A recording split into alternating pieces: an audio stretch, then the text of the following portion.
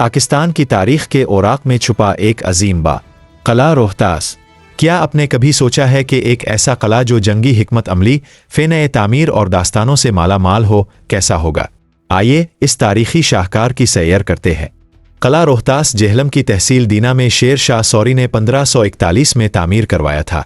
ये कला मुग़लों के ख़िलाफ़ दिफाई हिकमत अमली के लिए बनाया गया था और शुमाली हिंद के रास्तों पर उनकी ताकत को रोकने का एक ज़रिया था।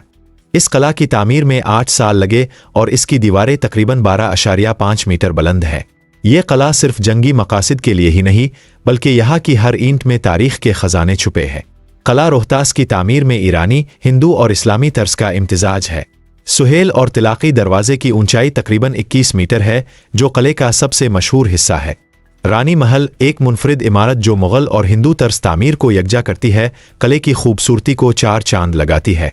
किले के अंदर मौजूद बावलिया और सुरंगें इस वक्त की इंजीनियरिंग का शानदार नमूना है। कहा जाता है कि किले के दरवाजे इतने मजबूत थे कि हाथियों का जोर भी उन पर बेअसर होता था। यहाँ की एक मशहूर कहानी बताती है कि शेर शाह सौरी ने किले की तामीर के दौरान मकामी मजदूरों को खास इज्जत दी और उन्हें अपने साथ किले के मुख्तलिफ हिस्सों में रहने की इजाज़त दी।